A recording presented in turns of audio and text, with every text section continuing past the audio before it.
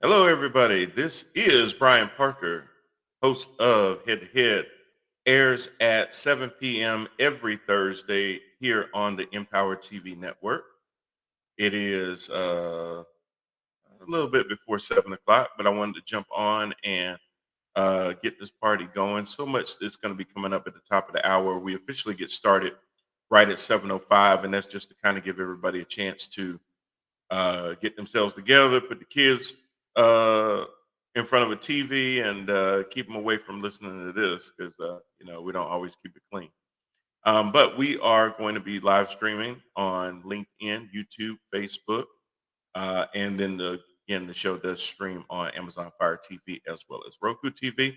I'll be joined by some of our guest co-hosts in just a few minutes, but wanted to jump on and thank everybody for the love, the support. We are in our third year of Empower TV and our Roku channel. So we do appreciate all the love there. As always, anybody that wants to promote, sponsor, please reach out to us at theparkermedia@gmail.com. We're going to talk about Black Business Month, which is the month of August, supporting your local Black businesses. This ain't a thing against my white friends about not supporting your business. I think we do that 365 days out of the year. Um, ask Amazon. So anyway, but we're going to get into that. We're also going to talk a little bit about Mr. Donald John Trump and his latest indictment. 45-page indictment. Now, did Jack Smith do that on purpose? Did he throw a 45-page indictment on the 45th president of the United States? Because a lot of times all these, you got these friends that are always in the numerology and well, this letter represents this number in the alphabet, or well, this number represents this letter in the alphabet, rather, and all those kind of things, and comes up with all the numerology and stuff like that. Um, and you always wonder, did 45 get a 45-page indictment on purpose, or was that just a coincidence?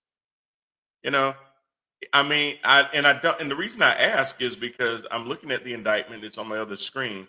It's double spaced. If you could have single spaced it, wouldn't have been 45 pages.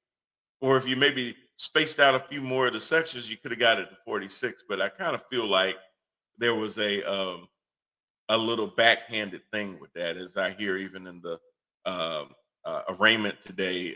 Trump and Jack Smith had a little bit of a stare down in the courtroom, which is kind of crazy because, I mean, if you're staring somebody down at a gun shoot in the old Wild Wild West, and you ain't got no bullets in your gun, I don't know how seriously I'm going to take you, knowing that you don't have any bullets in your gun. It's one thing when you don't know you have bullets. It's definitely another thing when uh, everybody knows you have no bullets. Anyway, we're going to get this going in just a few minutes. I guess I got another 3 minutes to go. Um, and we're also looking at all other things in the news today. I wanted to also talk about DEI and why has that become such is that the new CRT? Because, everything that people don't like when it's about race somehow is now critical race theory. People have now totally gotten away from what definitions actually mean anymore, and they just brand it and call it whatever they want. And it's not. When you think about critical race theory, only thing critical race theory ever taught anybody in higher levels of education, not in elementary school, not in junior high, not in middle school or anything like that, but law school, where we are trying to figure out how the effects of racism has been interwoven into our society. To act like that is not true and it is not still pervasive is basically digging a hole in the ground and putting your head in. Critical race theory allows you to be critical thinkers in regards to race. People that say, I don't see race, I can say this right now and very strongly, you are full of crap. Race is embodied in everything. Whether you acknowledge it, whether you say, I don't see color and I don't see race, even saying that, you're acknowledging that you do. I know that sounds kind of like a Jedi mind trick, but it's true. We all see race. It's not an issue of whether you see race, it's how does seeing that race affect your way of making decisions and assessments of people. You know, being able to say, well, my boss is a white person doesn't mean that I inherently have something against the fact that he's white because I mentioned he was white. Or my white boss saying something about the fact that, hey, uh, a close friend of mine who happens to be African American, in and of itself isn't racist. So there's nothing wrong with that. It's the acknowledgement of race does exist, but how do we look into that, and how does that tie into DEI? And I'm going to talk about that because I remember coming up in the hospitality industry, and DEI was one of those things. I know, and DEI was one of those things that we always talked about as a benefit to a company because of the diversity. Well, my producer is giving me the wrap up sign, letting me know that it is now 7 o'clock and it's going to be time to get our show going. So we're going to do that. I'm going to turn it over to her. We'll be back in 5 minutes. Share this with everybody so that they know what you're about to watch. And we'll see you on the other side of this 5 minutes. Thanks.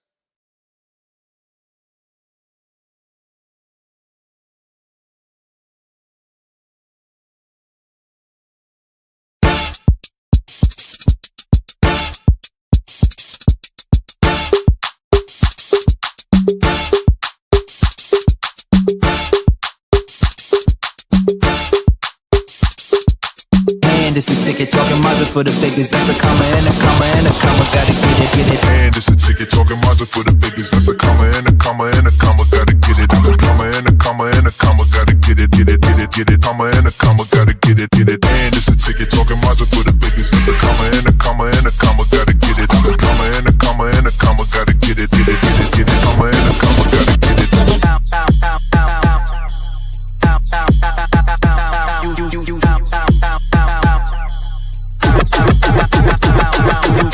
And it's a ticket talking Mazda for the biggest. That's a comma and a comma and a comma. Gotta get it. And a comma and a comma and a comma. Gotta get it. Comma and a comma. Gotta get it. And it's a ticket talking Mazda for the biggest. That's a comma and a comma and a comma. Gotta get it. And a comma and a comma and a comma. Gotta get it. Comma and a comma. Gotta get it.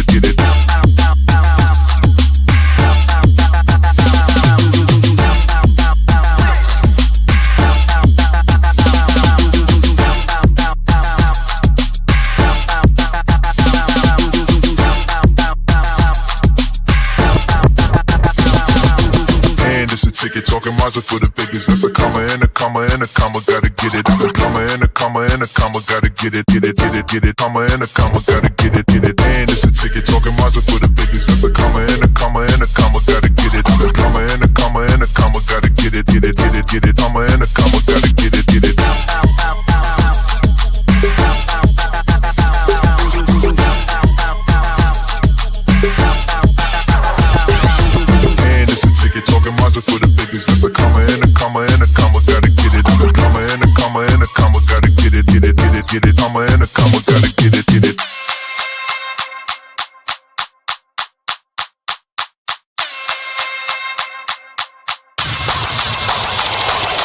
And it's a ticket talking Mazda for the biggest. That's a comma and a comma and a comma. Gotta get it. And a comma and a comma and a comma. Gotta get it. Comma and a comma. Gotta get it. And it's a ticket talking Mazda for the biggest. That's a comma and a comma and a comma. Gotta get it. And a comma and a comma and a comma. Gotta get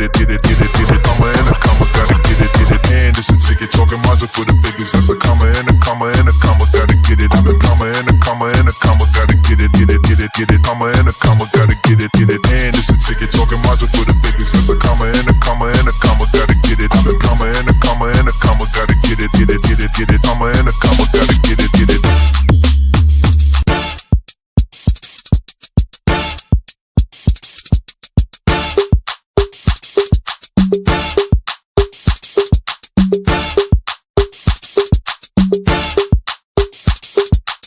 And it's a ticket talking Mazda for the biggest. That's a comma and a comma and a comma. Gotta get it. And it's a ticket talking Mazda for the biggest. That's a comma and a comma and a comma. Gotta get it. And a comma and a comma and a comma. Gotta get it. Comma and a comma. Gotta get it. And it's a ticket talking Mazda for the biggest. That's a comma and a comma and a comma. Gotta get it. And a comma and a comma and a comma. Gotta get it.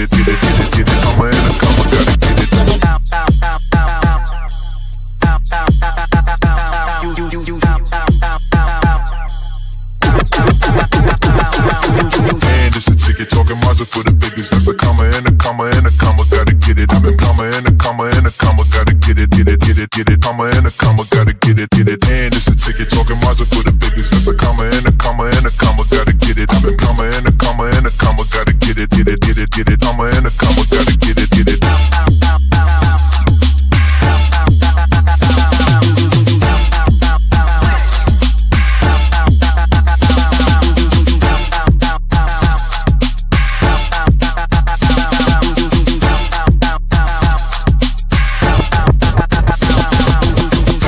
Ticket talking Mazda for the biggest. That's a comma and a comma and a comma, gotta get it. A comma and a comma and a comma, gotta get it, get it, get it, get it. Comma and a comma, gotta get it, get it. And it's a ticket talking Mazda for the biggest. That's a comma and a comma and a comma, gotta get it. A comma and a comma and a comma, gotta get it, get it, get it, get it. Comma and a comma, gotta get it, get it.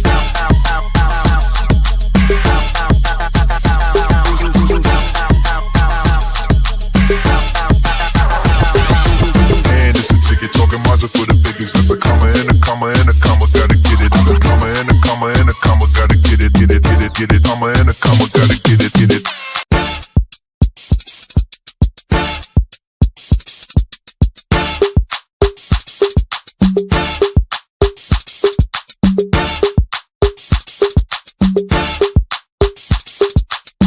This a ticket talking Mazda for the biggest. That's a comma and a comma and a comma, gotta get it, get it. And it's a ticket talking Mazda for the biggest. That's a comma and a comma and a comma, gotta get it. A comma and a comma and a comma, gotta get it, get it, get it, get it. Comma and a comma, gotta get it, get it. And it's a ticket talking Mazda for the biggest. That's a comma and a comma and a comma, gotta get it. A comma and a comma and a comma, gotta get it, get it, get it, get it. Comma and a comma, gotta get it.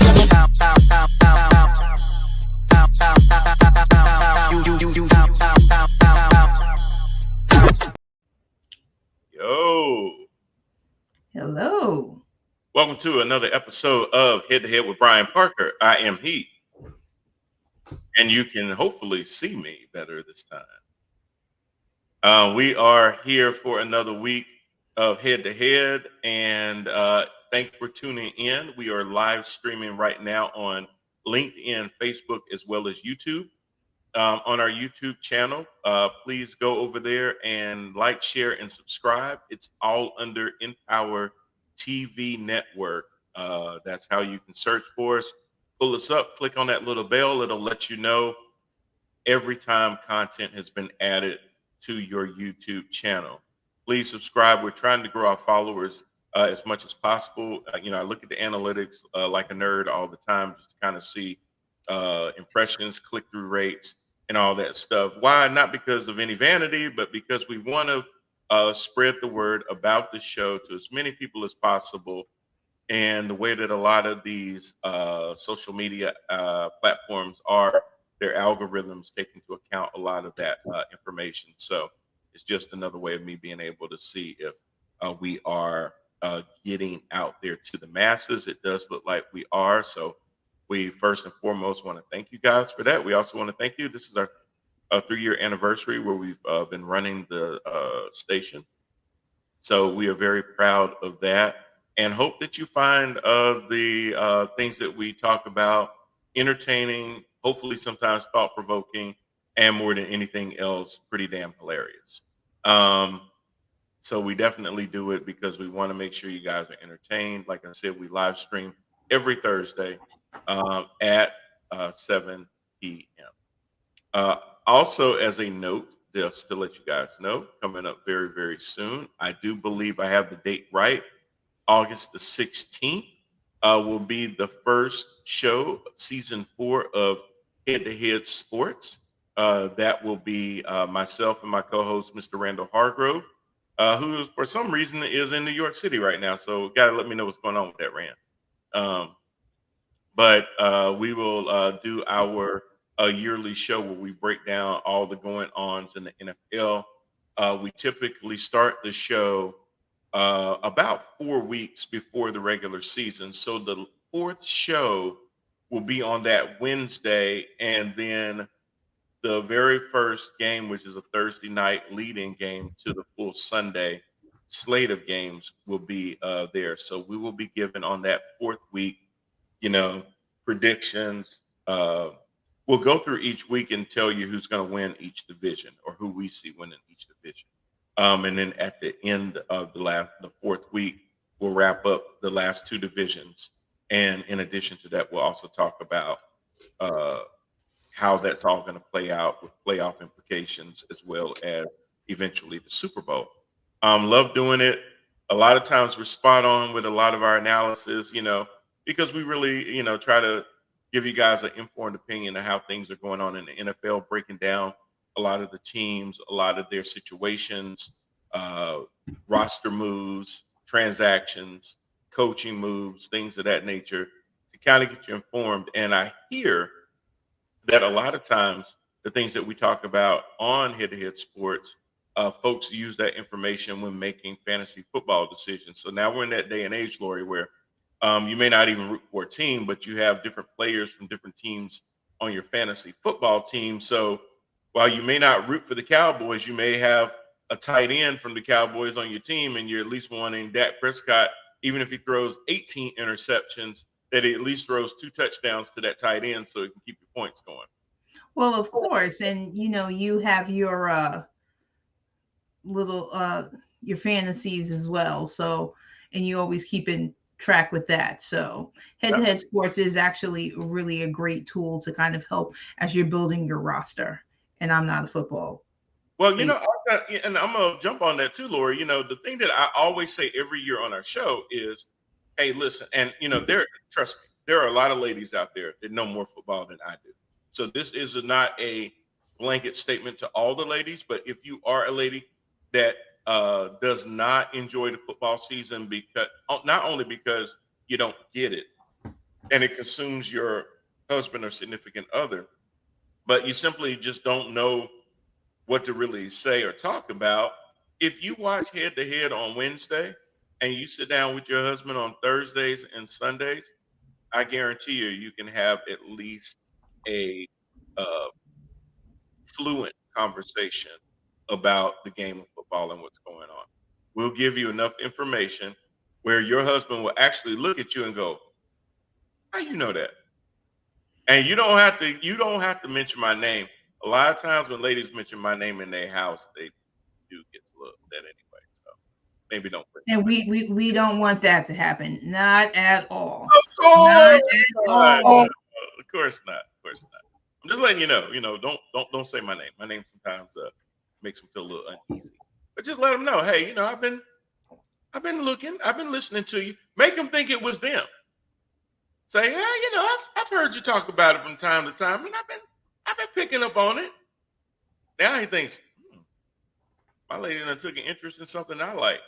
Maybe he'll take an interest in stuff that you like. So that's kind of a way to, get to that as well. So kind of think of me as the love doctor, ladies. Well, I'm hoping if you're trying to take somewhat of an interest that you would love to go for afternoon tea with me. Just saying. With tea sandwiches and all that other stuff. I guess not. Won't take an interest on that one. So we're just gonna move on. I think your ass been watching too much of Downtown Abbey and tea and crumpets and all that stuff. Next, you're gonna be wanting me to jump on some damn horse and play some polo.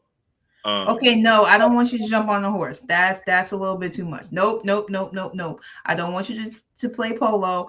I was just saying if you wanted to sit down and have afternoon tea with the tea sandwiches and the scones and all of that, and it's very nice. Pinkies in the air. Wow. Well, Bruno Mars talking about players put your pinkies up in the air too. Put your pinkies up to the moon. What y'all want to do? Oh boy. So player, look out. Anyway, yes. With this being, Lori, I didn't know if you knew this, but August is Black Business Month.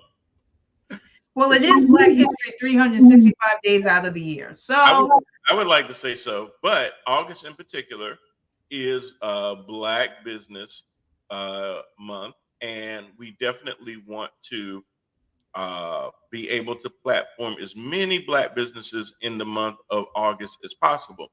So if you are an African American or any other minority, and you would want to advertise for absolutely $0 your business on our network for the month of August, please reach out to us at theparkermedia@gmail.com. Will not cost you a dime. We want to platform your business. I also did a post on our Facebook page, and then I pushed it through to my personal Facebook account. And, guys, nobody's posted on it yet, which is kind of crazy. And it's only been up for a little bit, but I would encourage you guys to do that. Let other people know what it is that you do. The thing about community is that one hand helps another. So this is a way where we can promote our business. If you have a website, put a website on there. If you have an IG page, put your IG page on there. I'm encouraging anybody that does that to then go through the thread and go through some of the other folks' websites and things like that. Like them, subscribe, do those things to support each other. I think that was the whole point of Black Business Month to begin with, was to make people aware of the vast array of people out there that have businesses, but a lot of times they kind of go unnoticed. So, and I'm gonna say, and this is gonna sound a little critical. A lot of it they'll say is because of some of the more big box chains and things like that. And while that is true and that has a place in it, Lori, honestly, I just believe that people just don't take the opportunity to talk about their business. It's more like a hobby than a business. If you treat your business like a hobby, everybody else will treat it like a hobby. If you treat your business like a business, some people will still treat it like it's a hobby, but at least you will draw the line in the sand and say, no, my business is my business. And what I mean by that is, I hear from business people quite a bit that their friends and people that they know, once they know that there's certain things that they do, maybe they have a full-time job, Lori, and then they have a side, their own business as a side job, hoping one day that it'll turn into something they can do full time. But they'll get kind of frustrated because people close to them that know them well take it more like a hobby and think that they're just supposed to do things for them for free, where they would not have that expectation on any other business, but they think because of the familiarity, or you'll give me a hookup, or you'll give me half off, or you'll do it for market cost without there being any kind of profit margin and things like that. And that really drives people up the wall and back. And that I do get, but you have to push through that. And a lot of times you put in a lot of personal sacrifice to get your own business off the ground, whether it's paying the yearly fees for having your LLC, business licenses, material, blood, sweat, and tears, your sweat equity, all those types of things. But then the main thing is marketing and promotions. So any opportunity that you have to talk about your business, please take that opportunity. Now, am I, BET, CBS, NBC, CNN, MSNBC, Fox? No, and not yet, is how I would say that. But do we have a platform where you being able to advertise your goods and services could be a return for you? Absolutely. Could my platform be put out there by you so that there's a return on my end? Absolutely. That's what it's about. That's what Black Business Month is about, is making sure that people are aware of the wonderful businesses out there that probably do not get as much run, whether it's because they're being overshadowed by bigger companies or whether because you're sitting on your damn hands and not saying anything. When you do that, though, it does signal to people that you may not be as serious about your business as you claim to be. So also make sure that whatever it is that you're projecting is what you want people to receive. So that's just a little bit of a business insight from me. Our business, Empower TV Network, is a part of Parker Media Group, which is our flagship LLC. Empower TV Network is just one part of that media company, and we will be expanding over the years into other things. But what we do currently right now is we do this show. We have another show that I mentioned earlier about our sports. But we also host on our platform films, short films, feature films, podcasts, talk shows, music videos, all kinds of things from content creators that when you talk about sweat equity, they put a lot of these things together on shoestring budgets because they love art. They love to be able to express themselves through film, through videos, and things like that. There's a lot of creative people out there that you may not see on big screens or on all the major channels and things like that. But there should be a place for them, and it should be more than just YouTube. YouTube has a great purpose, but doesn't mean that YouTube should just be a one-stop shop for everything influencer slash independent and that kind of thing. It should really be one platform, but there should be other ones where people can showcase their talents.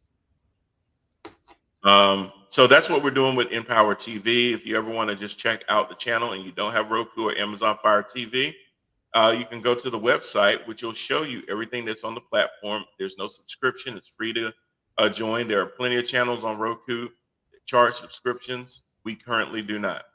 And that is parkermediacompany.com, Parker Media Company, all one word, .com.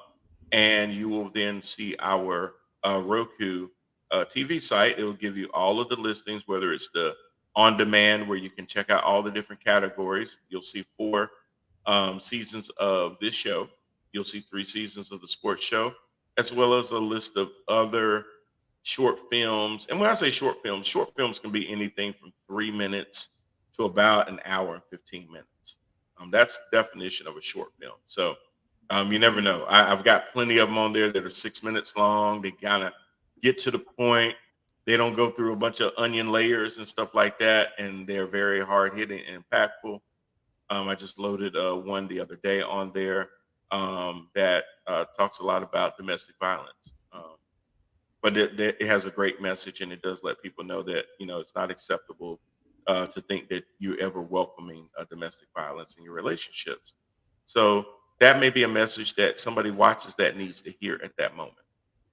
They may be going through certain things. The other good thing about our Roku and Amazon Fire TV channel, each platform has over 75 million users. So combined, we're looking at over 150 million users worldwide that watch those shows. So not only are you putting your content on a platform that's going to be more locally centered, this can be viewed by people all over the world. And I hear even on the moon too. But I can't confirm that, but I heard that somewhere. Well, we know you are. You're more than global. That's You're right. Universal.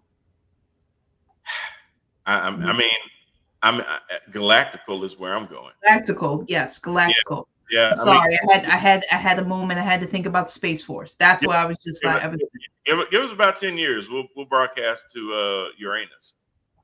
Woo!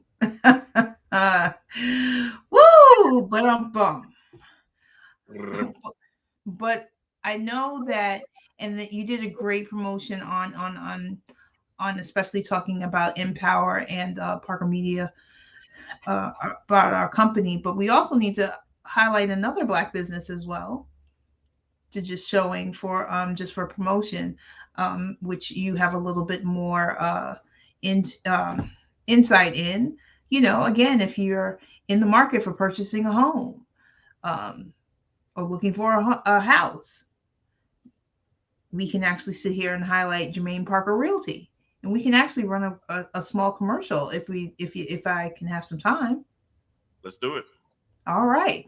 So before I break in, I'm going to just say this is Jermaine Parker Realty. If you are looking for a home or your next forever home, please check out Jermaine Parker Realty. He will be able to help you and find the home of your dreams.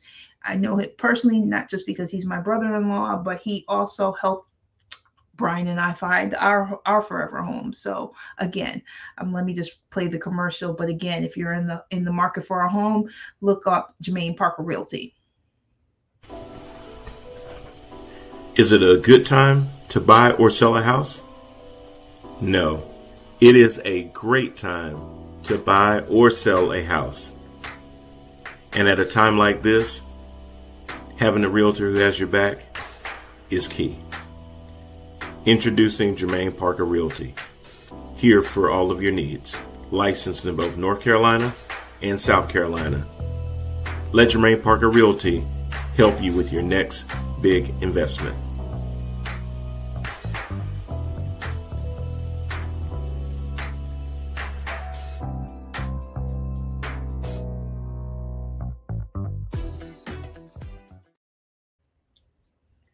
Well, And there we're it is. back. Jermaine And Parker we're- Realty. And what Lori was alluding to is that since we ran that commercial, I have actually obtained my real estate license, and as a broker, I am now hanging my license with my little brother at Jermaine Parker Realty. So we are definitely working together. Um, Definitely would love to be able to take care of anybody's needs. If you are a first-time home buyer, maybe you've been paying rent for years and you are tired of just endlessly dumping your rent out to a place where you're not going to be able to really ever own. Maybe home ownership is the next step for you. It should be progressive. You should be able to do things when you're ready. Um, Constant questions that you people are going to ask. Yeah, I'd love to get a home, but I don't think I have enough for a down payment. Yeah, I'd love to get a home, but I don't know if I qualify. I don't know if my credit's good enough. All those things, and at least talking to your realtor or talking to um, a, uh, um, uh, a loan expert, a loan officer, to see if maybe you pre-qualify for a loan. That's how we got started. We were thinking about getting a home, and one of the first things we did is that we reached out to one of our recommended loan agents who was able to see not only if we pre-qualify for a loan, but how much do we pre-qualify for? And that's going to be one of the more important things because you may want a $500,000 home, but you may only qualify for $300,000. So you kind of need to know that before you really, really go too far down the rabbit hole. Or you may be able to get with that loan officer that may do a soft pull that doesn't always affect your credit. And they may say, hey, listen, your credit score is this and that. We do have programs that will normally work as long as your credit is above this number. But at least start the process, even if it's hey, maybe we know we're going to need to have X amount of dollars set aside for closing costs or down payments and things like that. It's a great idea to be able to go ahead with that knowledge and start preparing. So just because you're starting to think about purchasing a home doesn't mean that you have to purchase it in the next 30, 90 days. It just simply means now we're working towards that goal. And if that's a 6 month, 12-month, 18-month process, as long as it's uh, agreeable for you and where you need to see it go, there's no perfect time frame to this. Some people are saying right now, well, Brian, the interest rates are this and that and the third. The only time the interest rate matters is when you actually get in the loan. It doesn't matter what it is right now. And I say that only to say that, yes, it matters what it is. Don't get me wrong. But you're not tied to that interest rate until you're about to get the loan anyway. And what we're starting to notice, Lori, is that inflation has gone down. It was over 6% the same time last year. Now it's right at 3%. That's going in the right direction. Unemployment rate is the lowest that it's been in the last 50 years. And I know your dad got a little under skin when I said that, and talking about people that number is skewed and everything. All numbers Well, are everything gets under his skin. well, Everything. that too. Everything.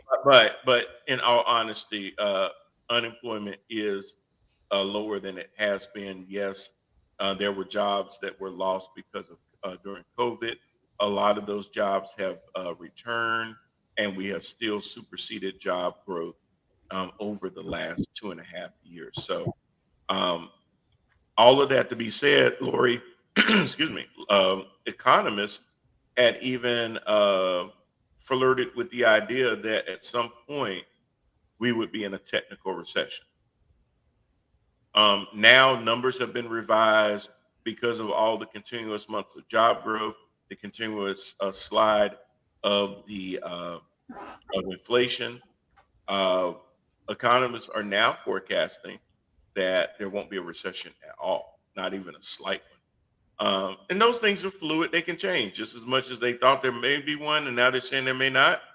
Certain things can happen that could totally destroy everything that we just said and push us into a bigger inflation. But one of the things I do like is the fact that out of all of the G7 countries out there, we have the lowest inflation.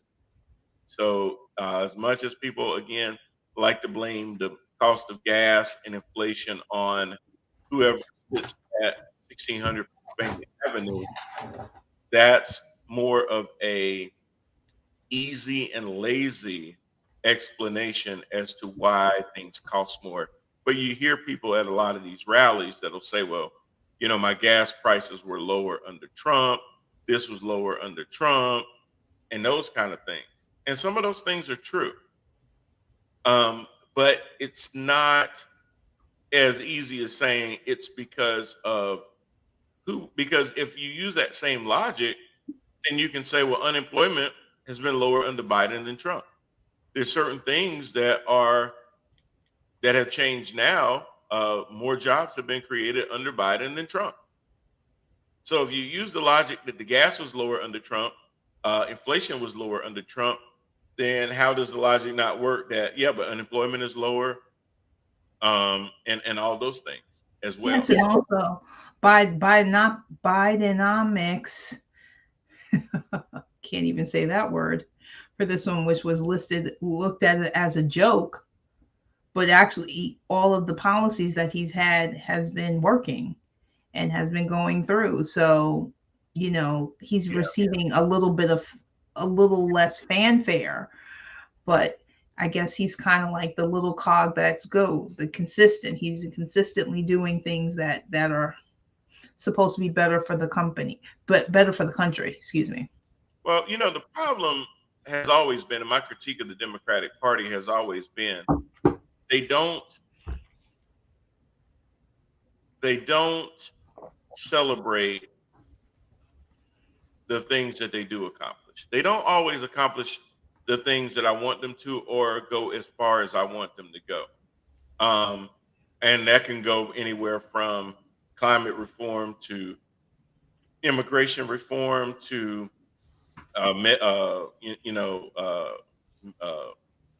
healthcare for everybody, setting minimum wage. Everybody always talks about this $15 minimum wage number.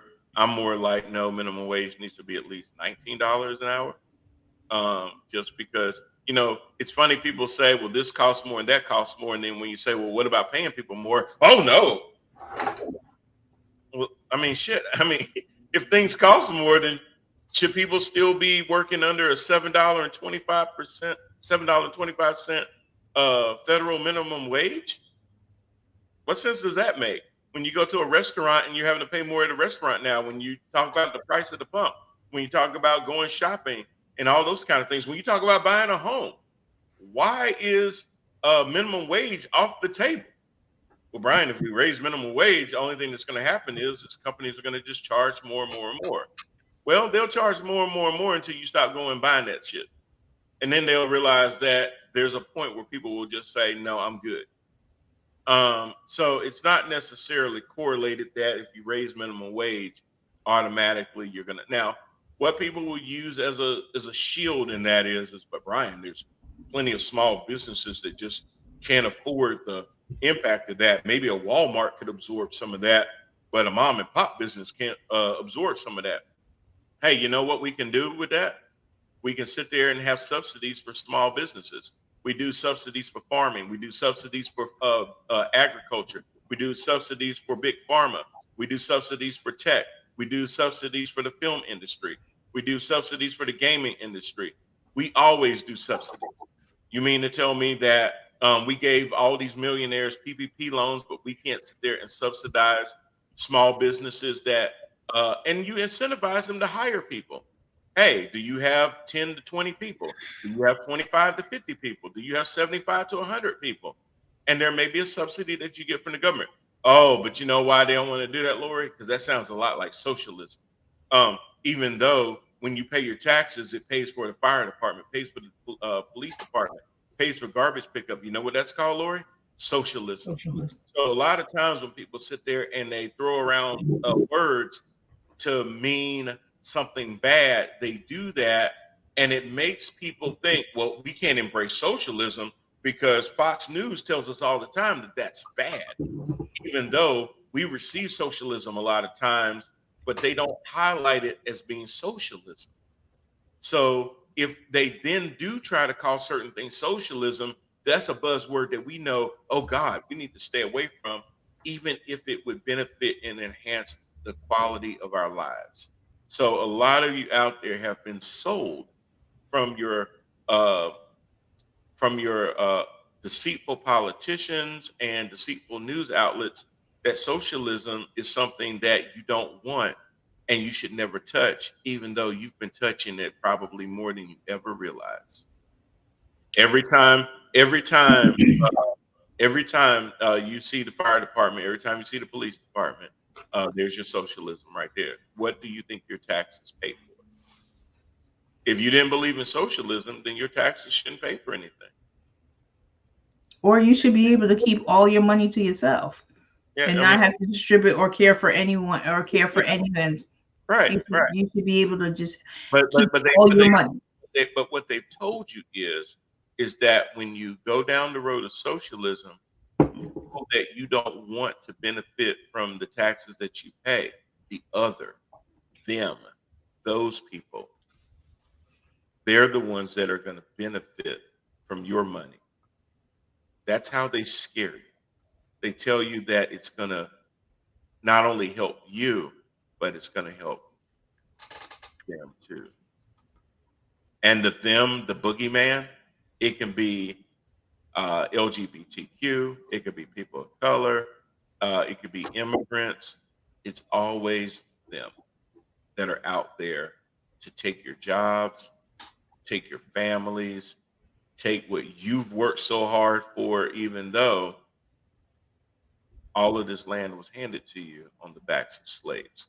And we'll talk about that on our next show. I've been putting that show on the back burner because I really wanted Jermaine, the franchise, to be involved in it when we talk about that. But Lori, I did definitely want to talk about Trump, but I also wanted to talk about diversity, inclusion, and diversity, equity, and inclusion. Because again, this to me is the new CRT. I find that the right wing likes to scare the hell out of their constituents by creating the boogeyman that I mentioned, by creating something to scare you into not questioning the status quo, making you comfortable with your insecurity of is there somebody around the corner uh, wanting to take my job, rape my kids, and all that kind of stuff. I think they use a lot of those tactics to keep people from questioning what's really going on. The one thing that I'll give the right wing credit for is they love to brand anything.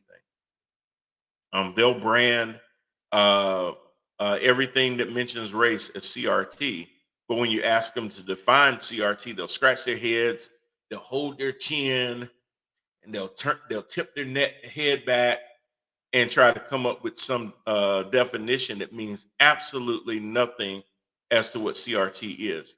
It's like that drawer in your kitchen where you throw everything into. That's CRT. Some people call it the junk drawer, the miscellaneous drawer, but it's the one that catches everything. Yeah, we got one too. You got batteries, rubber bands, a screwdriver, probably a penny that got wet and that stuck to the damn bottom of the drawer, uh, old mints in it. Or wait a minute, or what you would call, or what you say to me all the time is the tackle box. Right. The drawer is the tackle box. And that's what CRT is. It's that drawer in your kitchen where when you don't know where to put shit, you just put it in that drawer. That's CRT. Now, is that what CRT was actually constructed as? No. Neither was that drawer. When that drawer was first there, it was empty and it was constructed to just be a drawer to hold things. But over time, that drawer became more than just what it was intended for. It was just to catch stuff that, oh man, people are coming over today. I got stuff sitting on my table. Oh, I'll just put it in the junk drawer. I'll get it out later. It get to the point that that drawer is one of the hardest drawers to open in the kitchen because it's overstuffed. Everybody know what I'm talking about. Everybody know about that drawer. That's what CRT is. It's that drawer. Because now the things that I don't want to acknowledge, the things that I don't want, I feel uncomfortable talking about, anything like that is CRT automatically. And you know, there's nothing wrong with that if you can define what it is. If you define the problem with defining what it is it excludes the things that it's not. Then you're no longer able to put everything in that drawer anymore. If you say this is a stove, well, you can't put your toolbox in it because a toolbox doesn't go in a stove. But if you call a stove a shed, or you put your toolbox in it, you can put all kinds of things in a shed. But once you define it as a stove, you can only put things in there to cook. I know that sounds crazy, but that's what you do with CRT. So once you actually define it as what it is, then you can only put in it what goes there. It can no longer become the tackle box, the overflow drawer, the junk drawer. It can no longer be that anymore because it has a clear definition. So what I would always encourage you guys to do is when you start hearing people talk about CRT, push back very gently and say, what is that? And say, well, everything has a definition. If I ask you to define, and this is the party that likes clear definitions. What is a man? What is a woman? This is how I define a man. This is how I define a woman. Okay, you can define a man and a woman, and you can't define CRT. Really? Can't or don't want to? Well, See, if you define a man and a woman, then basically what you're saying, like I just said about CRT, is anything outside of that definition to you doesn't fit anymore. So it's easier for you to want to define a man and a woman because then anything outside of the purview of what you just defined doesn't fit and should not be allowed to be a part of that anymore. Well, CRT works the same way for you people. If you define CRT, then anything outside of that is not CRT. Go ahead, Lori. No, I just wanted to comment that I really appreciated and loved the display of when individuals are asked about CRT in your demonstration. I thought that was just clear cut, and all you was missing was a hat. You needed like a big old hat on or something. Mm-hmm. That's what you mean. That's what you really needed. I feel like you need to get the various hats and stuff that you have to put on, because you could have sat there, because again it was giving me some little Colonel Sanders look, right? Well, you know, when people do that, it's because when you have to ask somebody what CRT is and to define it, and they have to sit there and tip their head back and rub on their chin, what that really tells me is you've never really thought about it. You never really thought about it, but you'll call something that you don't even know what it is. Well, and that doesn't make any sense. How do you say something is something, but when I ask you what it is, you can't tell me? And a lot of times you'll see David Schuster or now I can't think of his name, Michael from the Young Turks, where they'll go to a lot of these, Michael Shore, they'll go to a lot of these Trump rallies and they'll ask people straight up questions. They'll say, well, they'll hear them say something about, they'll just start throwing out words they heard on Fox News or OAN or something like that. And they'll say CRT. And they'll stop them. They'll say, well, tell me about that. What is that? Well, I can't really define it, but I know it when I see it. Okay. I don't see gravity and I can tell you what the hell it is.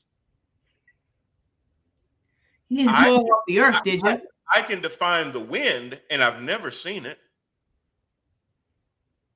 I can define the heat outside. I can't see it. So why do you have to be able to see it to define it and explain it? Mm-hmm. Hmm. Things that make you go. So now, Lori, there's all of this thing about the narrative of wokeness. And one of the things in wokeness has been CRT.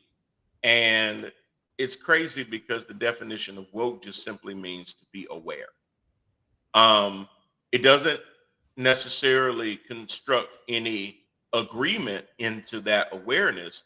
It just simply means that you're educated enough to know and understand what's going on. Well, isn't that why we send our children to school?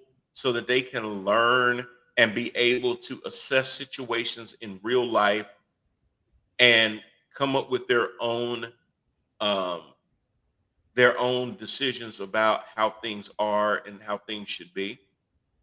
It wasn't wokeness that is the reason that we don't live in caves anymore. Somebody figured out, there's got to be a better way of doing this. Cars, there's got to be a better way of doing this. Transportation, there's got to be a better way of doing this. A plane couldn't have gotten up in the sky without somebody being woke and aware that, hey, if we had to drive from California to North Carolina every time, that might take a little time. But if I can figure out how to get this big ass piece of metal in the sky safely and get it down safely, and it only takes 5 hours, wow, what an advancement. Most people have iPhones or Androids that do as much computing as a computer does. And I'm old enough to remember the days when we got our first PC computer and it sat on the dining room table and it took up half the damn table because it was so monstrous and big. And it made all that noise because it was processing. You hear it, like, damn. And that was the greatest thing in the world. Now you literally have a phone in the palm of your hands that can do that. And I've seen that within my lifetime. That took somebody that was aware of the fact that, you know what, how can I get everything that's in this big behemoth of a computer all the way down into the size of a phone? That's woke, guys. Woke is about being aware. But again, they'll use it in a way that it wasn't intended for. It's the junk drawer. It's the catch-all drawer of everything. It's a definition that right-wingers have taken and turned it into their own definition, replacing it with what it was intended for. Brian, what does that have to do with DEI? Well, DEI is the same way, Lori. One of my very first major jobs in a bigger company was when I joined Marriott International, way back in the mid-90s, working for one of their hotel companies. And one of the things we had to do as part of our onboarding and educate and our onboarding to become, a member of the company is we had to go through diversity training. That's all it was called. It was called diversity training. Now, anybody that knows history of Marriott knows that Marriott, they're Mormon. There ain't a whole lot of diversity in Mormons. Especially in the Utah region and everything else. But what Marriott understood was that their business model couldn't be as restrictive as their religion. That it needed to be more inclusive of people that didn't necessarily share their teachings and their ideas and things like that. I'm old enough to remember sitting through this required diversity training and listening about how our differences make us stronger. I remember talking about the things that you bring to the table and the things that I bring to the table, and your life experiences and my life experiences make us stronger. And that really shouldn't be that far of a reach to a lot of these Christians, because aren't they taught that two cords twined together is a stronger bond than one cord that can break? Man, don't get me preaching y'all stuff to y'all. Y'all supposed to Preach know that book. on. Y'all supposed to know that book better than me. Preach on. So that's not far-fetched to understand that when you're talking about when you add more people, there's a benefit to it. Are there uncomfortable parts of that? Yes. Does it force you to step out of your comfort zone? A lot of times, yes. Does it make you better for it? Absolutely. If you only stay in your box of what you know and what you're comfortable with, then you really restrict yourself from being open up to everything else in the world. And being open up to everything else in the world doesn't mean that you agree with everything else in the world, but it makes you aware that it exists. And maybe it'll give you some insight as to why it exists. You know, Lori, I've worked with plenty of people in my life that were gay or lesbian. Never once did I feel like by working close with them, it would change my sexuality. Half of the time, or most of the time, when I worked with them, the fact that they were gay or lesbian never came into my mind, because that had nothing to do with it. They're human beings, and their perspective on life may have brought them to one place in their life, and my perspective on life brought me to a whole nother place, but it doesn't mean that we can't coexist.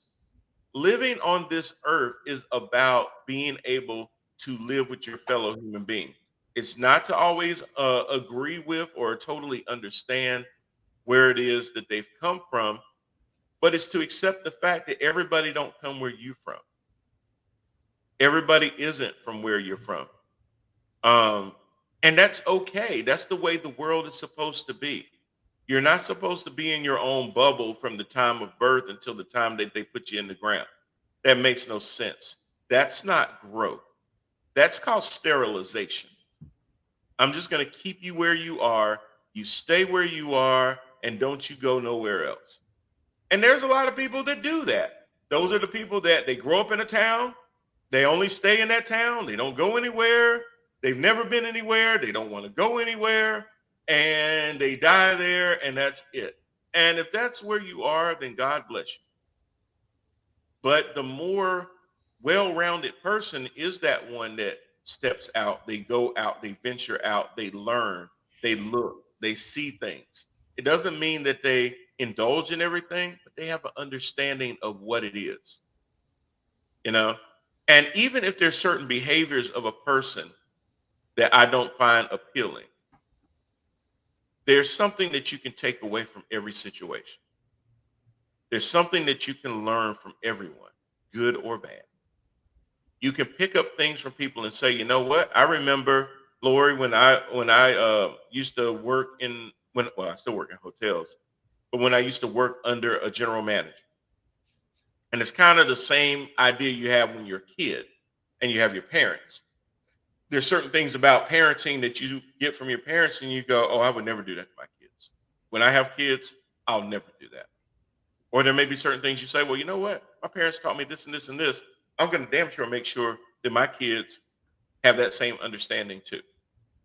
And it's only normally when you get older do you realize the things that your parents did were really for your benefit, even though at the time you thought they sucked really bad. Well, same thing when I worked with some of my managers in the past. Some of them, there would be certain things that I would say, you know what? I would never treat my staff like that. I would never do this. I would never do that. And then there'd be some that I'd say, you know what? That's a great quality in that person that if I could emulate even 30% of that, I'll be well on my way to be a respected manager. So there's so many people in my life, Lori, that I learned from, whether they were a good manager or not, And it made me become the person that I was because I was able to take those things, really, really apply it to what my doctrine and my philosophy was going to be if I ever was given a chance to be in that role. Thankfully, I was able to be in that role, and I wasn't a perfect manager by any stretch of the imagination, but I feel like all of those experiences helped me become a better version of myself other than just trying to figure it out on my own. Thoughts on that? Absolutely. That is a great way, a great segue. And I just want to give a really, as you were sitting here talking about great managers, just want to give a shout out to an old manager of mine, Jim Peterson, who Lolo and I said, Lolo sees you and thanks for watching. Jim Peterson, for me, was a great manager that I still am very fortunate to still have contact. And he actually provided me great mentorship and I guess taught me a lot of things. And he's just close to my heart. And he's just one of the good managers. So, as you work in life, you got a bad manager and you got a good one. So Jim Peterson is really one of the good ones, and Brian had a chance to meet Jim when I was working with Jim, so he knows for that. But yes, but just going on to what you were talking about with DE and I, and then how we're going on when you're talking about where they had more diversity trainings and all of that. Now that is now going away. As also a lot of the, I guess at the start of the pandemic, there was a jump in jobs for diversity officers and DE&I trainers. But because of the Supreme Court and some court rulings, a lot of those jobs have been pulled back or non-existent anymore. Or if you're having certain either universities or businesses who are making straight DE&I statements, that is moving away from that.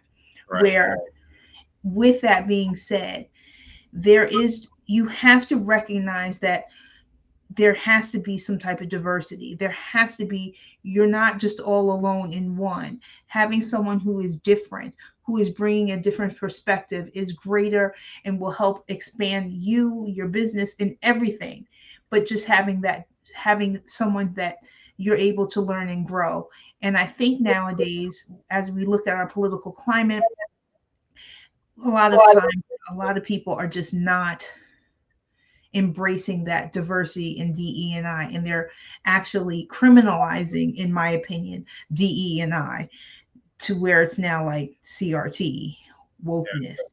And again, anything that goes against or that is perceived as different, that is a little scary for some others that may have not had that chance to step out and to see something different.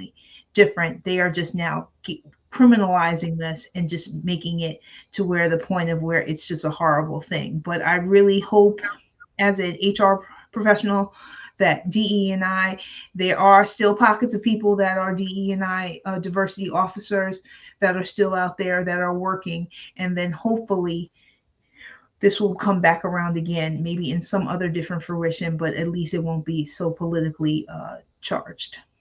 Yeah, absolutely. And I will say my current employer is on the cutting edge of DE and I, where they've also added a fourth letter, which is B, diversity, equity, inclusion, and belonging. So that's the name of our program. And they do a great job. We had our mid-year meeting 2 months ago, and they rolled out more updated things where we talk about diversity, equity, inclusion, and belonging.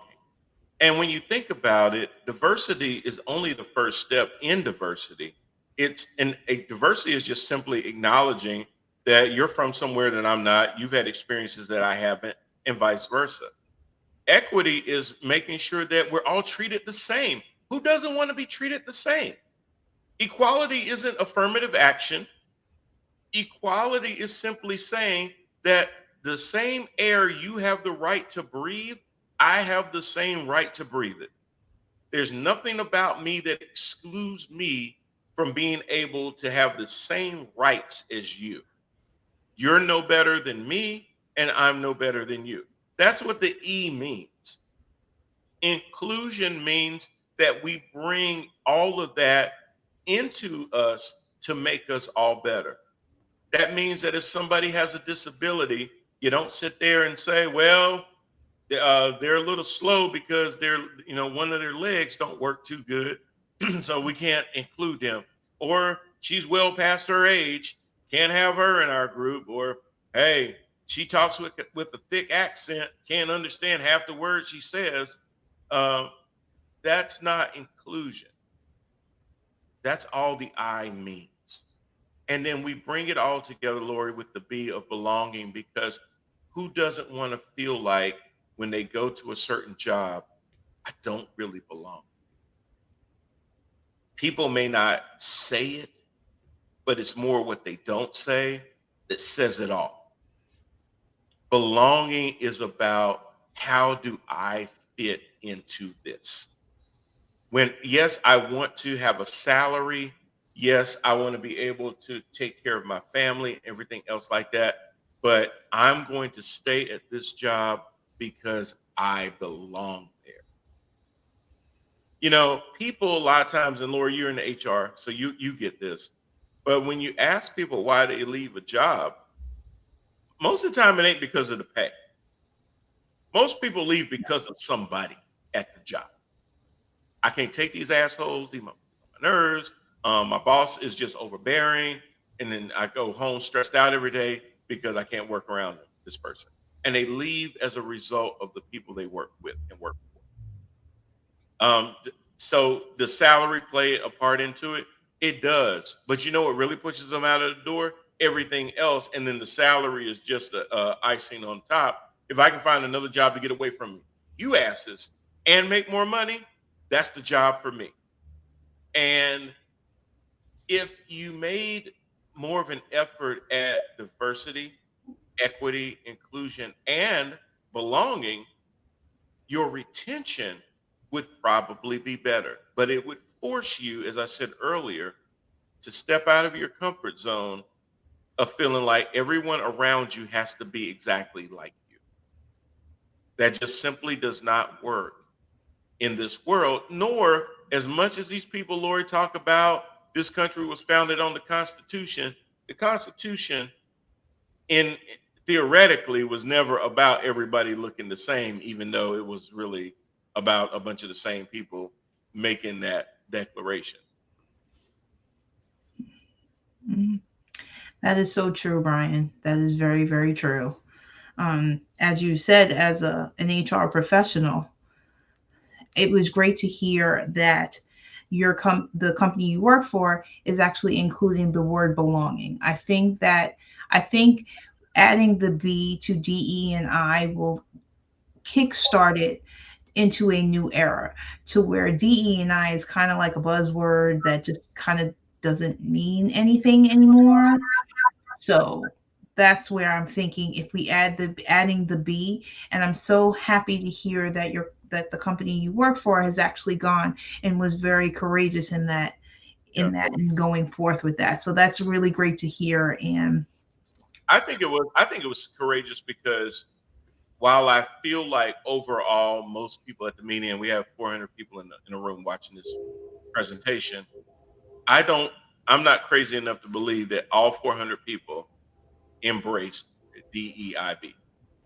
Um, I think it probably made a lot of people feel uncomfortable because deep down inside they may have some hesitation about the inclusion.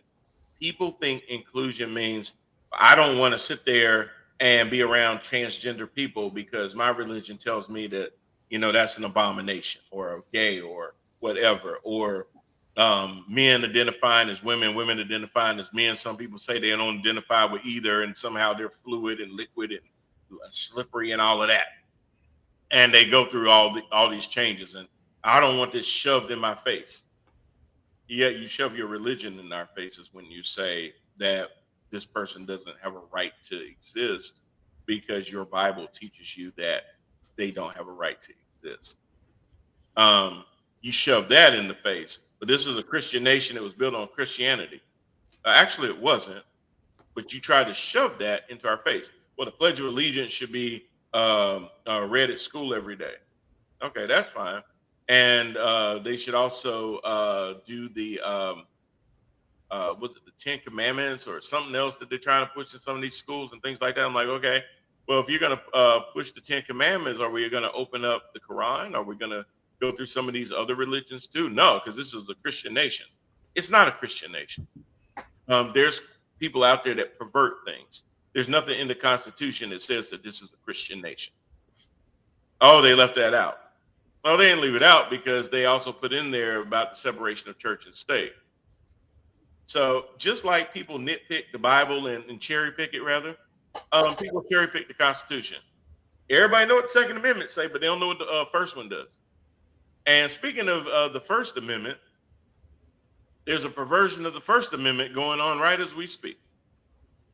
In case you have not heard, because you were on Uranus or Jupiter, or under a rock, or maybe you took a sabbatical to one of the coal mines in West Virginia and you hadn't been out in the last 2 years. But our 45th president, Donald John Trump, got hit with his third indictment this year, a 45-page indictment for the 45th president. I still think Jack Smith was doing some backhanded dig there, trolling. But if he wasn't, then it's one hell of a coincidence that he came up with a 45-page indictment for the 45th president of the United States of America. In and of itself, that's crazy enough. It's also crazy to think that a former president of the United States has not been indicted, one, not two. I feel like LeBron and Chris Bosh and Dwayne Wade talking about how many rings they were going to win in Miami.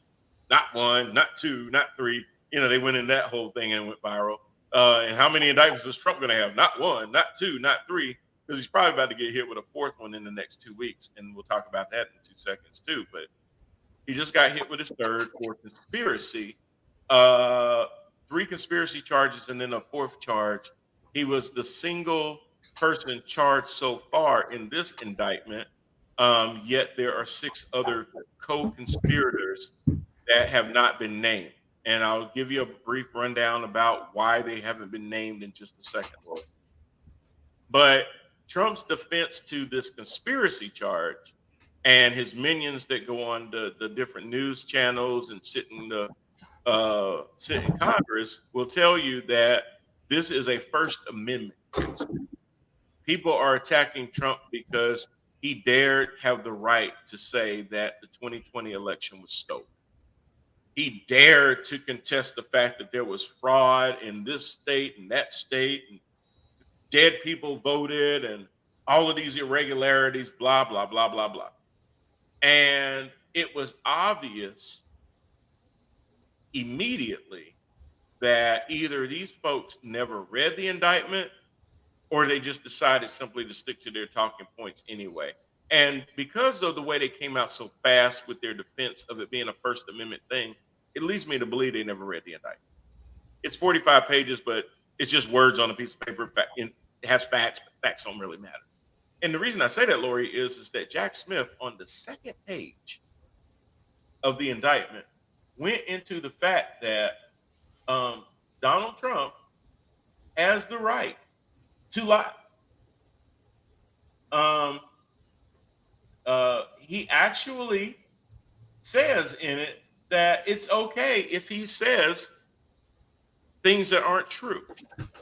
This case and this indictment is not about the things that you say.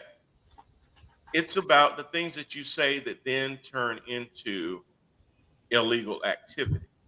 I'll give, and this example has been used a lot, but for people that haven't heard the example, you have the right to say in a bank anything that you want. But when you walk up to the teller and you say, "Give me all your money," which is speech, that is not protected. You can say anything you want in the movie theater, it's protected speech. But if you yell out "fire," it's no longer protected. All fraud starts with speech. Money laundering starts with speech. Conspiracies start with speech. If I say, hey, I'm going to kill my in-laws, that's speech. Is it protected? Well, it's getting close to the line, but if I say, hey, Lori, let's go hire a hitman and get this done, now that's conspiracy. It's still speech. We're still talking about it. Is it protected speech? So just like they overuse the Second Amendment to say that it protects you from, I mean, it gives you the ability to have any kind of gun. It doesn't. You can't have a howitzer in your house. You can't have a rocket grenade launcher in your house. You can't have a tank in your backyard. There's restrictions on everything. There's restrictions on speech. But Donald Trump has decided that his best play in this case is to try to turn it into, well, they're just trying to do this because I dare to say this and dare to say that. No, it's the fact that when you didn't hear what you wanted to hear, you dare to tell the attorney, the Secretary of State in Georgia, please find me 11,780 votes that don't exist. It was you telling your vice president to do things that he wasn't authorized to do. That's when your speech isn't protected because it's also breaking the law. RICO charges get established because of speech. So it's funny how people don't have a problem with all of these other people that have gone to jail in the history of time because of their speech. Their speech turned into other things. Bernie Madoff went to jail because of speech. It started off as speech. A lot of people went to jail because it started off as speech and it developed into crimes as a result of the speech. All speech is not protected speech. Do you have the right to say, I feel like I won the 2020 election? You can say that all day. You can have all your cult followers echo the same sentiment. And Lori, it's protected. It's sad. You shouldn't be that misleading to your to your base and all of that. But if they're stupid enough to believe it, then, God bless, right? It's protected. But when you sit there and you turn that speech into a commission of a crime, it's no longer protected.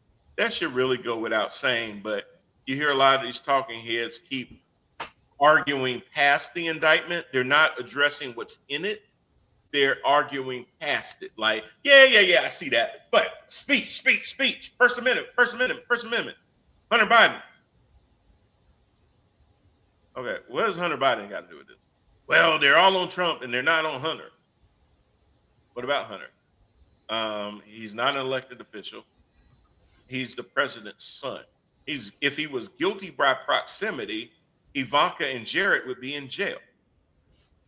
If being the president means that anybody in that proximity to you is subject to harsher penalties than the regular human being would be, then Ivanka would have been slapped down for all those 30 trademarks she got from China. You talk about Hunter Biden getting millions of dollars from Burisma in China and this and that and the other, but Jared Kushner got $2 billion from the Saudis, who we know had something to do with 9/11. We know Donald Trump has been getting money from the Saudis to hold their live golf tournaments at his golf resorts. Any investigation into that? No. But Hunter Biden's dick pics on the Senate, on the House floor, Marjorie Taylor Greene holding up pornographic pictures of Hunter Biden, totally okay. Melania actually posed nude before. There's nude pictures of Melania if you Google it. She used to model. There's naked pictures of the First Lady. Ever going to see that on the House floor in a hearing? Probably not. The hypocrisy is overwhelming. The 45-page indictment, Lori, does specify that there are 6 co-conspirators, and people are saying, well, why didn't they list all the co-conspirators on this indictment? And the reason is pretty simple. The more people you put on an indictment, the more litigation you have to go through. Because now, if you have 7 people on an indictment, you're scheduling court for 7 people at one time. You're scheduling arraignments, bail, motions, continuances, everything else to be able to handle this. So what they did was basically say, we're going to unclog the wheels of justice to a point that nothing in this indictment should prevent a speedy trial. We know in the other case of the Mar-a-Lago documents, that is going to be slowed down, even though uh, a date for trial has been set for May the 20th of next year. It's more than likely that's not going to happen. And it can be because every time the defense files a motion, there has to be a hearing for that. Prosecution has motions. There's going to be a hearing for that. So you got to get all motioned out. Then there's going to be jury selections, objection to certain jurors, and all those kind of things. That's going to drag this out. The other thing that's dragging it out is because, believe it or not, Donald Trump did not declassify documents by thinking about it. So all of these lawyers are going to have security clearances. So MAGA people, if you really believe Trump declassified the documents, why don't you ask him why his lawyers have to get clearance for confidential documents and classified documents that you declassified? Why would they have to go through that if you already declassified it? If it was okay for you to share those documents in Bedminster with a bunch of ghostwriters and staff, why do your lawyers need to have more clearance than they had? You know, so add it up. It don't add up. So there's a reason that they're having to get security clearance. Is because the stuff you said that was declassified is not, which most sane people already knew that wasn't the case, Lord. So the other 6 co-conspirators, we figured out who 5 of them are. Off the top of my head, I think the first one was Rudy Giuliani. Another one was John Eastman. Another one was Sidney Powell. Another one was Jeffrey Clark. And another one was a guy named Chesbrough. And the sad part of all of that, Lori, is those 5 that we know of are all attorneys who knew better. Effing lawyers who knew better. Not necessarily. Well, no, they knew. They knew that, like Rudy Giuliani was quoted saying, well, we don't have any evidence, but we have a lot of theories. But if you're a prosecutor, America's mayor and all of that, and you've been in law enforcement and all of that for years and years and years and years, you know damn well you can't walk into no court of law with no theories and no evidence. And you know that you can't go around talking about dead ass Hugo Chavez interfered in the election. You know that. You know, John Eastman, when you sat there and told Mike Pence that, well, nobody's ever tried to contest it before like that, and there's no legal bearing on it, but give it a try anyway. You know that's not based in law, and you're a constitutional lawyer, John Eastman. Yeah, they knew better. Of course they did. They ain't giving none of them a pass. They knew they were breaking the law because their fealty to one man actually ran amok over what they knew to be right. And they did it because they figured they could get away with it. And the DOJ does have a standing tradition that a sitting president cannot be charged. So even though he was committing all these things, he could not be charged. Now he's like, why did it take 2.5 years for them to bring me this charge? Well, because your ass kept claiming executive privilege, and that had to be fought out in court. Yes, did Merrick Garland drag his feet initially when he came into office? Yes, because he was trying to be very, very hesitant about appearing to be political and going after political enemies, which I said at the time, bro, it doesn't matter. They'll accuse you of that anyway. It doesn't matter. The people that believe that will not look at your will look at your reserved nature and say, well, he ain't really want to do it. No way. They'll just make it up as they go. See in the footnotes, CRT and DEI and woke. So they're gonna make it up regardless. So you need to do what's right. And he drug his feet once he found out that Trump was announcing his bid for president. He again wanted to appear non-political and assign a special prosecutor. So you'll hear all these people talk about the Biden Justice Department is going after political enemies. It's not the Biden Justice Department. It is a special prosecutor that Merrick Garland has assigned to keep them from having any appearance of impropriety. But people that want to sit there and create that appearance will do that regardless because they're not acting in good faith. So those 6 co-conspirators, that simply doesn't mean that they're not indicted, and it doesn't mean that they won't be indicted. They could actually already be indicted, Lori, but the indictments are sealed. It could also be a way of leverage to these people to say, you've been described in this indictment.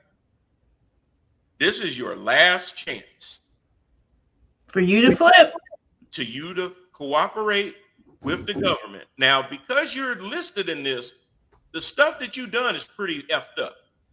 And we ain't going to be able to just slap you on the wrist and trade your testimony for you to walk. You ain't walking away from this. Because with or without your testimony, you're effed. So we ain't asking you for a trade of you walking away from this like nothing happened. What we're telling you is we will offer you some leniency. So if you're up for 80 years, maybe you're going to do 10. And for a lot of these folks, if you looked at them, that's a death sentence. Trump, if he has to spend more than 15, 20 years combined throughout any of these cases, you'll never see him again on the streets because of their age. But what they're saying to them is this: you need to get in now, because what if Rudy Giuliani flips on the other co-conspirators and they go, hey, we don't really need y'all's cooperating thing anymore. Rudy just gave us all the receipts, so you're pretty effed. You're going down with the ship. You know, once the Titanic was aware that they were about to go down, there were people that got off early and there were people that waited till the last minute because they refused to believe that it was going down. Do you really want to be the last person on the Titanic? It's not an issue of if it's going down. It's when and who's going down with it. Are you going to be on there with them? And are you going to do it in deference to this one man who cannot win a general election because 30% of the vote is not going to get you into the White House? So that's kind of what's going on with the whole Trump thing, Will. And we're also on indictment watch again. He showed up today for his arraignment. It was pretty easy peasy, flew into DC, did his thing, got booked, all that kind of stuff, fingerprinted, yada, yada, yada. Well, I don't think he had to get fingerprinted because he's already in the system now.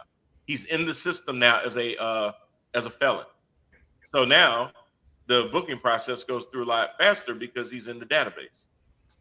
How about that? As your next presidential nominee.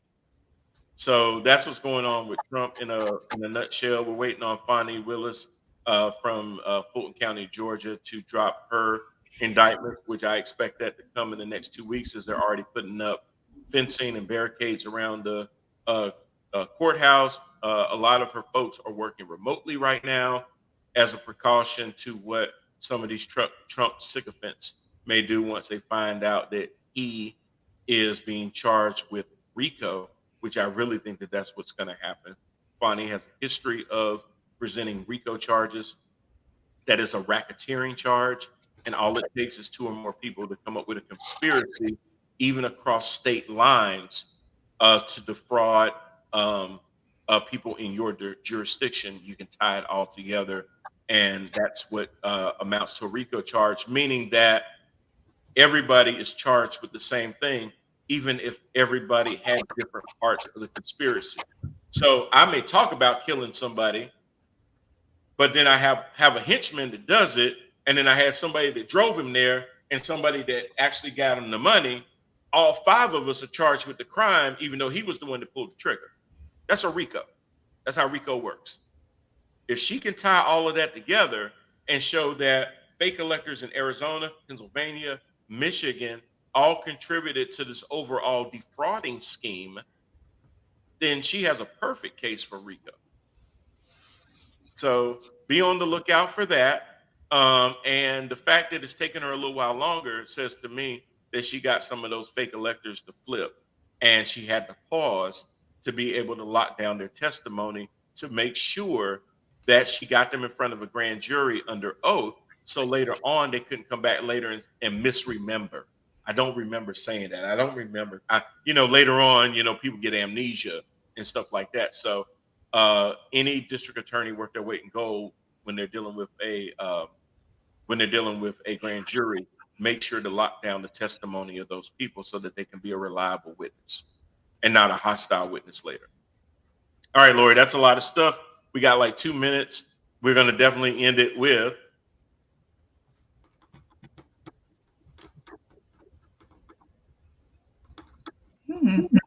yeah. There we go. What I don't like is, man, Lori's slowing the trigger today. All right, Lori, what don't you like? No, actually, I had it a good 3 minutes ago, so I just lost this one. It's not funny, but just going on to what I don't like is when people lie, and they lie to your face, and it's just being totally dishonest, and it's very disappointing. Unfortunately, today I had to have a difficult conversation, and when I asked a question, the person that I was having this conversation with, lied to my face when I know that what happened really happened, and he didn't acknowledge it, just tried to sit here and to sell that to me. So it really was disappointing, unfortunately, to me, that you had to lie where it wasn't necessary. All you had to do was just say, you know what, I did this and this is what happened. But I really can't stand when people lie. It's just annoying, and it just is very disappointing. Well, I'll close on this. What I don't like is folks that are not intellectually curious, where people will defer to other people to tell them how to feel and what to think. And those things should always have a place, but they should also be challenged and challengeable. I always believe that if you're able to explain, that's not going to happen, Sarah Parker. But if you're able to have a position, you should be able to defend it with facts, not things that you've heard some pundit say or anything else. And a perfect example is this 45-page indictment of the 45th president, where a lot of things that were being said aren't even in the indictment. So it tells me that somebody basically told you what to say and what to think, and you're just regurgitating it because it's easier for you, and it's really lazy for you to sit there and regurgitate something without having read it. And when you ask a lot of them, well, did you even read the indictment? No. How the hell do you know what's in there? It doesn't matter. They just want to get him anyway. Ever since he came down to gold escalator. Damn. Really? Y'all still talking about the escalator? I mean, how much stuff has happened in between his fat ass coming down that escalator and him being indicted and arraigned today? Like, my God, people. Like, think for yourselves. You know how when COVID came out, everybody became a doctor and they're doing their own research and this and that and the other? I'm going to do my own research. Well, do your own damn research on the indictment then. Do the same intensive research you did on COVID, which was nothing, and go ahead and do your research on the indictment, read the indictment, and then decide what, no matter how aligned you are with Trump and Trump's policies, even though I don't know what that is because he didn't have any policies. Even if you do feel that way about him, read the indictment and tell me where the lie is. And then debate on the lie that you have seen instead of how you feel about how people perceive him. Do people hate him? Absolutely. Do people want to see his ass in jail? You got that right. But guess what? Can't put you there if you ain't broke no crime.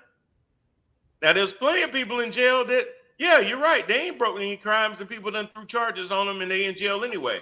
But don't see people mad about that. But they get mad about this orange man about to put on an orange jumpsuit. Don't get that. And let me be clear. He ain't going to prison at all, ever. If he does, I'll be the first person to say I was wrong, and I'm shocked. If anything, I still truly believe if he will be found guilty, he'll probably be held over at one of his luxurious resorts under house arrest where any of his movements will be tracked 24/7, where he'll be limited. But my God, if you're on a resort, how bad is that? I mean, if I ever get convicted of a crime and you say, well, Brian, you were a bad boy, but we're going to send you to Brazil to live out the rest of your life. I mean, just go ahead and take me a hell away now. Take me. Just take. I feel so bad for what I did, but I deserve to be punished. Take me to Brazil, damn it. Sorry. Anyway, sounds better than Leavenworth. I can say that, or it sounds better than New York.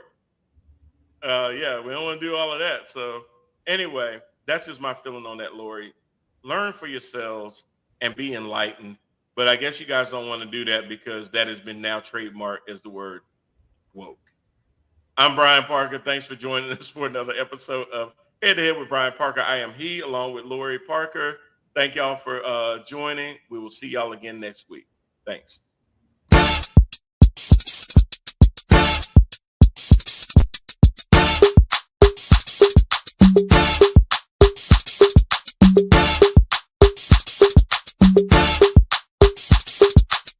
And it's a ticket talking Mazda for the biggest. That's a comma and a comma and a comma. Gotta get it. And it's a ticket talking Mazda for the biggest. That's a comma and a comma and a comma. Gotta get it. I'm a comma and a comma and a comma. Gotta get it.